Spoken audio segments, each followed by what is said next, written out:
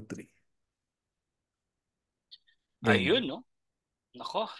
Nako, narinig nyo ba yung sinabi ni Boss Joey na kapag Hala! nakaabot ng 15 years ay luluhod siya?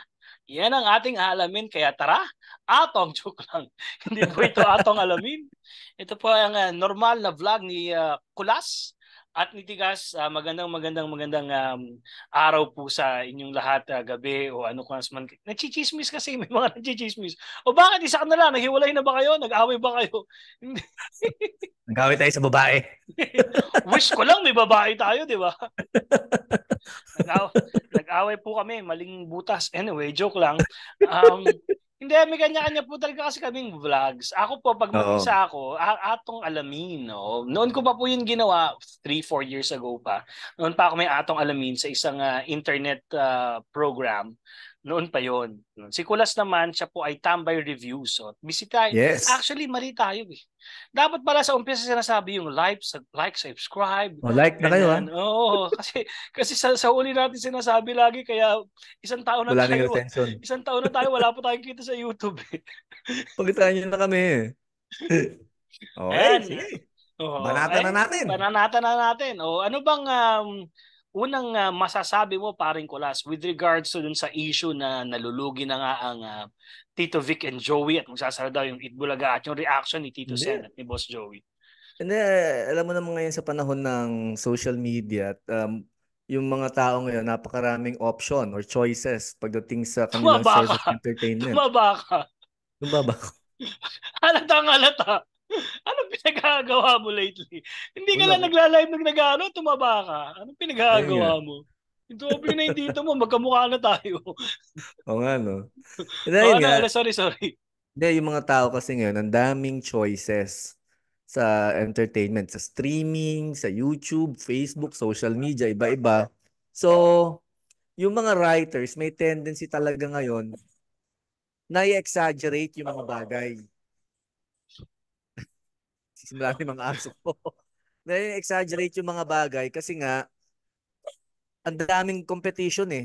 So, kailangan mo ngayon i-attract yung attention ng tao, i-grab yung attention ng tao at susulat ka ng pinaka-controversial na maisusulat mo na headline para mag-curious yung mga tao at mag-click para magkaroon ka ng engagement. So, yun ang nangyayari. So, feel ko itong mga writers na to, dahil lang dun sa isang episode ng Showtime.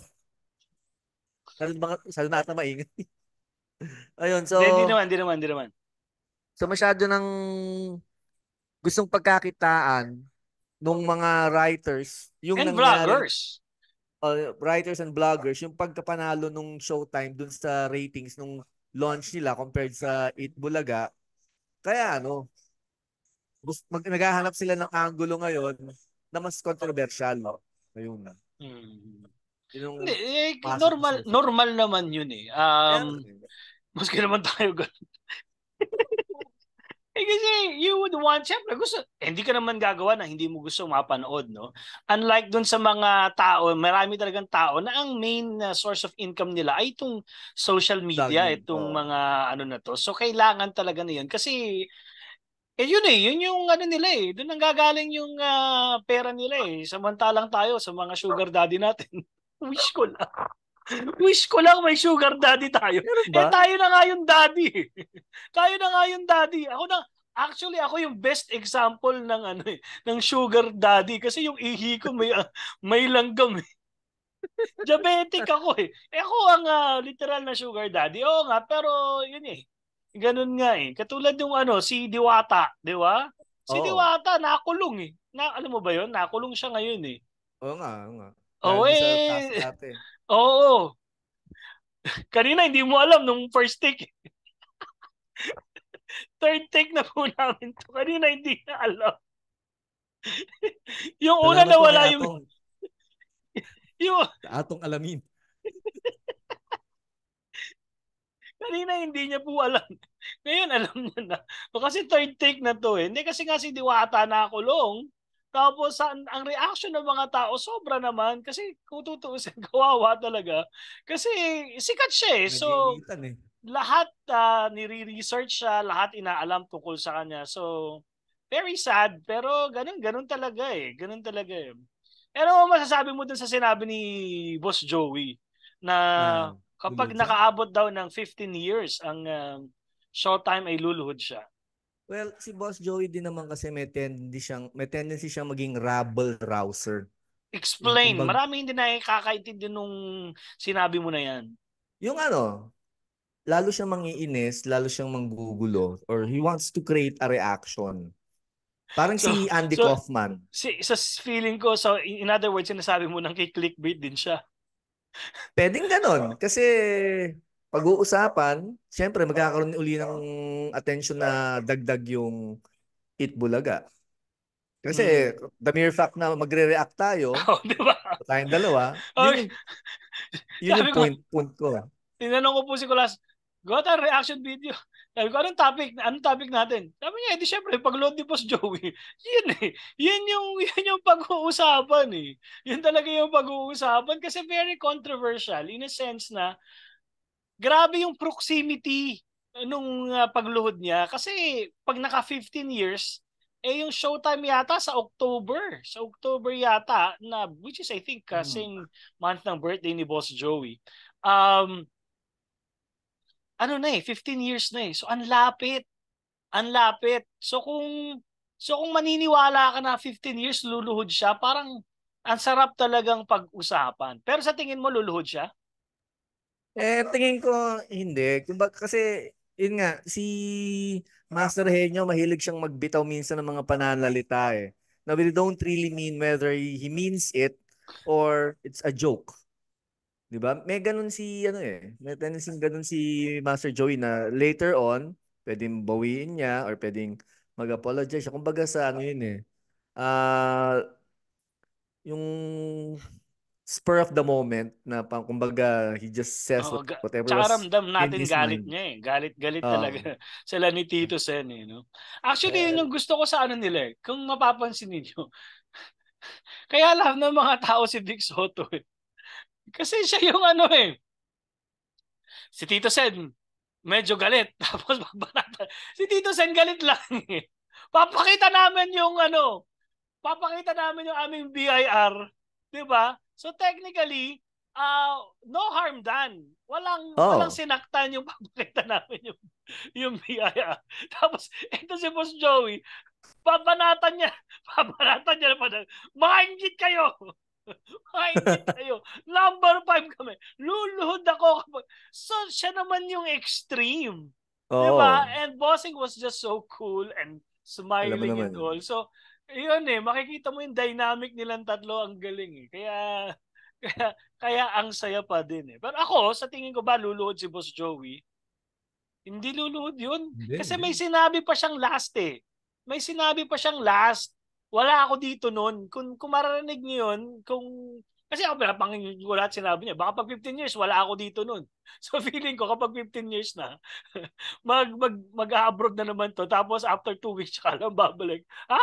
Wala ako dito eh. Wala, hindi nyo nakita. Hindi nyo nakita. So, baka nanonood sa atin si Boss Joey, baka matsyempuhan niya to, nakita niya. Sira ulo to si Atong to yun.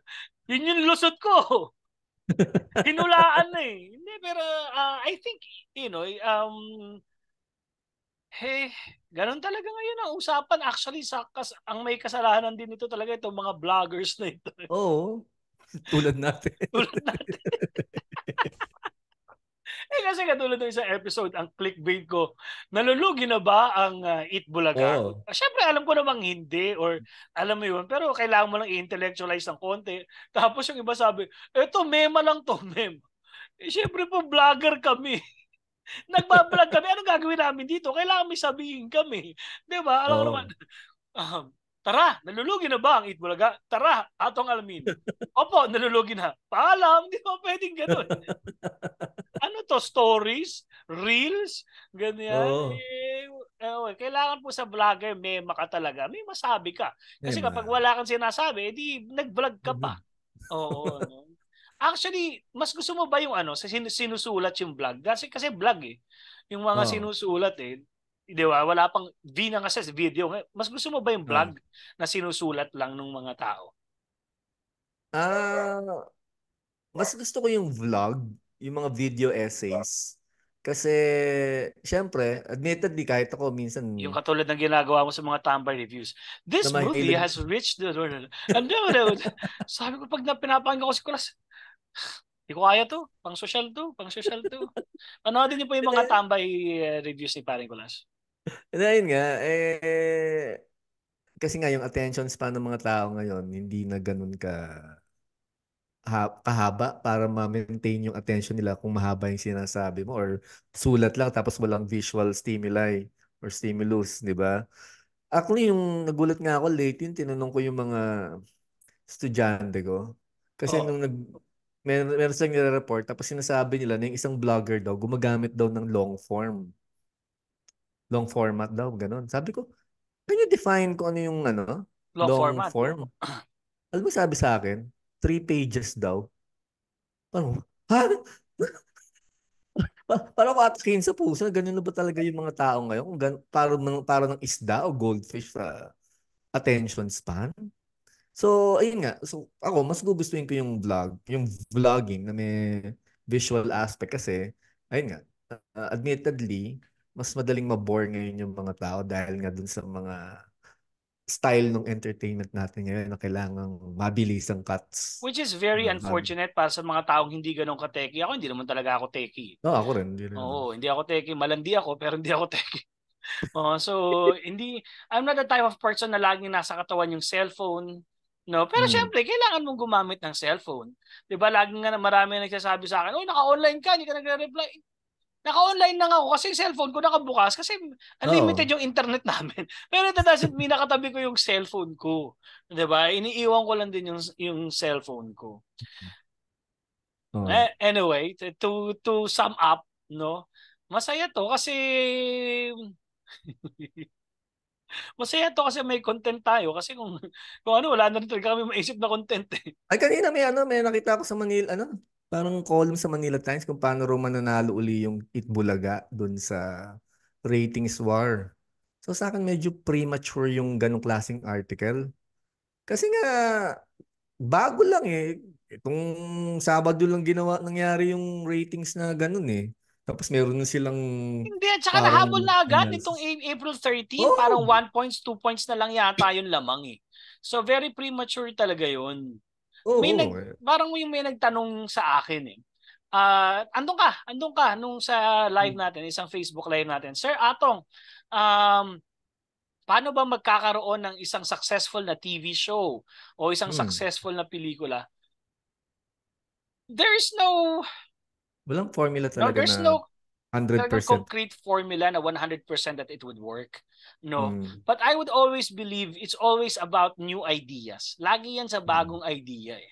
Ngayon, kung tatanungin niyo ako kung anong programa yung laging may bagong idea, eh, syempre, ang sasabihin ko yung Batibot dati laging may bagong na joke lang. Alam niyo na siguro kung ano yung programa laging may bagong idea. At kaya nga ako na-offend nung sabing ginagaya daw, na gumagaya daw yung Eat Bulaga. Hindi. Paano gagaya yung ang tagal-tagal na ilang panahon na halos lahat ng nagawa. Minsan nga may mga games sila na parang hindi mo isip, may ganong games pala. May ganong games pala sa Eat Bulaga. Actually, itong Channel 5, nung nag-start siya itong yung na-revive siya actually yung laging may bagong idea. Oo, dati Na nung bata kinukuha, tayo. oh, di ba? Na kinukuha ng Channel 7 at Channel 2. At dahil mas mayaman sila, mas may production values. So, Oo. kung ano yung Bubble original idea ng Channel 5? Bubblegang na Oh, lang eh, di ba? exactly. Tropang Trumpo, Tropang number trumpo. one na gag show. Tropang Hindi pa nila Trumpo. pinirata sina Sina Michael V Michael tsaka si V at Ogie. Ogie eh. Oo, 'di ba? Sa Channel 5 yung nag-umpisa eh. Channel 5 talaga. Meron pa yata yung Yung dati kay lagi Ryan ako Agoncillo, naalala mo? talentadong Pinoy. Oo, oo, Oo, yun. talentadong Pinoy. Oo, dati. Tapos naging nakuha din ng ABS saka ng Channel 7. Nagkaroon ng iba-ibang version. Oo, Meron pa silang game dati, yung parang Binabi ba yun? Gusto ko mag-guess doon eh. Nakalimutan ko na yung show, pero Binabi na maglalaro ka and all ayun eh. nga. Sobrang so So, mahirap mag-akusa ng mga gaya-gaya or mga ganun dahil minsan kailangan mong i-research din kung sino yung mga nauna eh. Meron talaga mga nauna pero hindi lang sumikat dahil kinuha na nung kabilang channel at mas pinayabong, in-upgrade Mm. yung Iba naman idea. kasi yung ano ba? Iba naman kasi yung nanggaya ka, iba rin naman yung inspired by this Ayun. particular Mahirap yun, di project ba? eh. Mahirap i-define minsan yun. Mahirap nga yung i-define. So yun, to say na nanggagaya I think it's very premature. Ibig Hmm. sabihin mga ano ka lang yun, mga 12 years old, 11 years old. Premature. Oh, ayan na. Oo eh. May Ikaw gusto ba ko pa tingin? So sabihin? hindi talaga luluhod si ano? Sa akin hindi, ano lang yun, kumbaga Hindi ko usual Joey De papaluhodin si Leon hindi ko papaluhodin si Boss explosion. Joey. Ako ang luluhod para kay Boss Joey. Ako na lang.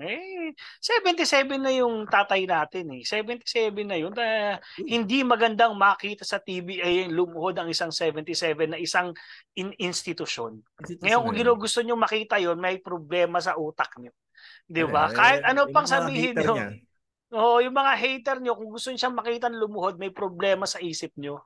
An, 'di ba? 77 na eh. Gusto nyo pa 'yon? Diyos ko naman, palapatol kayo. Nasa Pilipinas po tayo na napakataas ang pagrespeto sa ating mga nakakatanda.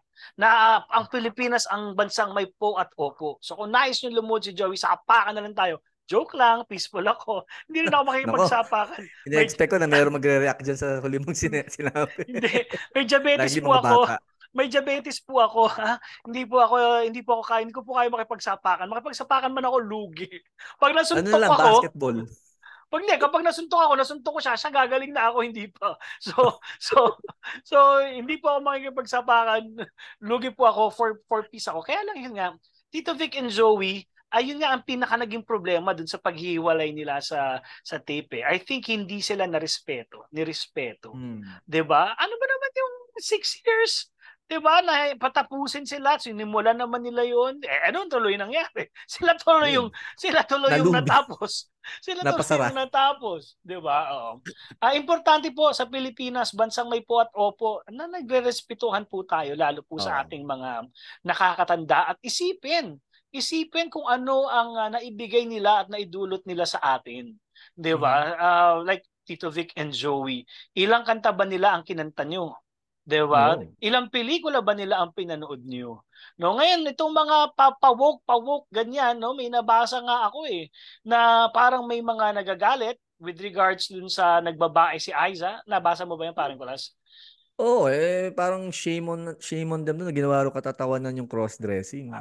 Hindi nila kasi naiintindihan yung dynamics nung relasyon ni Aiza Sigera at ni Vic Soto. For Aiza Sigera to do that, na alam naman natin yung current identity niya, eh act of love yun. Act of love. Oo. Oh, and she knows na sasaya si Bo. 'Di ba? Sasaya at nagulat tayong lahat at ang galing ng sacrifice. Trending Kasi eh. kasi kasi yung ang laki ng lamang kayo ng network ha, dala-dalawa pa kayong network ha. Lumiit eh. Oo. 'Di ba? Ako, isa lang punto ko diyan. Si Aiza po, yung nagdamit babae. At Oo. narinig niyo naman po siya, mahal na mahal niya po si Bossing Vic. Siya po yung nagdamit babae. Bakit kayo yung umaangal? Hindi nyo nga narinig na umaangal yun. Kilala ko yun. Mas lalaki pa sa akin yun si Aya Sigera. So, iba po kasi yung tinatawag na entertainment eh. 'Di Oo. ba? Or what is funny. What is funny po kasi is yung hindi mo normally, yung hindi mo inaakala. 'Di ba? Oo. Yun yung nakakatawa. Yung may surprise. Ang funny minsan yung exaggerated, 'di ba? Mhm. O ang pinakamadaling comedy ay yung pun, yung parehas ng salita, 'di ba? Mhm. Nakakatawa na 'yun, 'di ba? So, yung may uri po ng comedy at naiintindihan po ni Aiza 'yon. Ngayon yung mga nagagalit sa comedy, medyo lighten up po tayo. Life is a box of chocolates. Epal kayo. Alam niyo po, ang tunay pong pangalan ni Kulas, okay lang ba ito sabi? Hindi ka naman siguro magagalit. Ang tunay pong pangalan ni Kulas ay Joey. Joey. Kaya idol na idol din po niyan si Joey De Leon. Kung idol ko po si Joey De Leon, sa Joey po talaga ang pangalan niyan. Oo, kaya idol na idol. Dalawa po kami. Actually, Ay, baka kung nanonood si Boss Joey, ano yung pangarap mo, paring Kulas? Kung nanonood lang si Boss Joey. sa tambay review. Tambay Hindi, pangalan? hindi Tunay kong anong pangalan? pangarap mo na makuha natin kay Boss Joey? Di yung ano, makausap natin, ma-interview natin si Ma-interview lang. Boss Oh, Joey. sana kung nanonood si Boss Oh. Joey, ang request po ni Paring Kulas ay baka pwede naman daw po niya kayo ma-interview. Ako naman po Oh. ang request ko lang, makikisama rin po ako dun sa interview. Pero ako pengi akong pengi akong painting Hindi, ako, ano, to be honest, magawa ng libro tungkol sa artwork ni ni Boss Joey. Boss Oh, baka Joey. gagawin na Bilang kasi ni isang Boss artist. Jacko yun. Ako dati gusto ko talaga biography ni Boss Joey. Sana Kaya lang, ako, I would support that. Kung sana maituloy ni Sir Jaco na yung magkaroon ng coffee table book yung kasi siya pieces na ni. yung, si Sir Jacko yung gumawa ng sa Eat Bulaga. Eh. So O definitely kaya, mas kaya niyang gawin yun sa tatay niya kasi yung o source sana resource ituloy niya. person mo. Ituloy ni Sir Jaco yun. Kasi Okay. importanteng ma-document yung mga ginawa ni Boss Joey. Kasi marami mga tao hindi nakakaalam dun sa painter, artist side ni Sir Joey na Oo. Ako, hindi siya patakbuhing artist ako kasi Boss Joey, isang tropa niya mga synthetic national artist. cubism lang. Isang synthetic cubism lang. Pero pwede na rin yung mga still lives mo. Pero alam mo ba, Or maganda yung ano niya, yung mga clown niya, clown paintings. noon ko pang gustong pumunta sa mga ano niya. Kaya lang baka mapahiya ako kasi wala naman akong pambili ng painting. Alam, Mahal yung mga painting ni eh di Sir. ba, yung 60,000 yata yung isang painting. Oo. Eh, Diyos ko naman, ang sweldo natin eh, wala pa dun sa ano na yun. So, Wala. oo eh, tapos kadating Biralco bill ko, paano ko makakabili ng painting? Ay, Boss Joey, baka naman, pa isang ay, Boss Joey, ang pangit ng likod ko. Kita mo? May nakalagay kasi dyan dati. Boss Joey, baka synthetic cubism lang. Isa lang. Hindi, nangangako po ako, hindi ko ibebenta kay Boss Toyo. Or yung hindi maganda yung mga pieces niya na yung magkahati sila ng national artist. Mm. Yung mga muka, 'di ba? Nakabisita ka na ba sa isang exhibition niya? Hindi, pero nakita ko sa mga documentaries yung halimbawa yung kanan na muka, kunyari si Ang Kyu Kok, tapos yung Mm. kaliwa, yung kanan si Boss Joey. Ah. Yun yung magmamahal kasi mga national artist yung Ah. mga legit yung Ako mga wala akong pakialam sa partner niya sa magmamahal develop niya. kasi akin gusto ko lang talagang meron lang talaga akong isa na masasabi kong meron akong Ayun nga. Boss Joey, ang pangit ng likod ko. May Ang bitak-bitak ko. ang sana makuha mo yung clown. Marami siyang clown, yung favorite, isa sa mga favorite motifs niya, yung clown. Hindi ba mukhang Ito, Alan Kay yun? O sige na, maraming salamat po kung may nanood hanggang dito. Alam mo, may nanonood hanggang sa dulo kasi dun sa isang vlog ko sabi ko, i-comment nyo po, ang gwapo mo Atong Redillas, kamukha mo si Ian Veneracion. Ang daming nag-comment nun at napasaya ako nun. So maraming salamat po. Pag nakaabot po kayo, i-comment nyo po, Makati ang itlog ni Kulas. Hindi, joke lang. Ano ba yung itlog mo dyan? Pulang itlog na pula o ano? Ha? Baka ma-YouTube tayo. Ayan, maraming salamat po. Ulit, pare ko lang, anong kailangan gawin nila? Like and subscribe lang po sa aming mga YouTube channel and social media accounts. Sa akin po ay Tambay Reviews. At sa akin naman po, Ian Veneracion, de joke. Atong Redillas. Ayan, both Facebook and YouTube. Hindi ko alam yung sa Instagram. Sabi nila, parang mo na. Yung Connected. sa YouTube nga, tsaka sa Facebook, hindi ko pa na gano'n naiintindihan. Maraming salamat po. Okay. At gaya nga ng lagi kong sinasabi, dyan nagtatapos ang banat ko, kaya ako naman ang banatan nyo. Paalam po!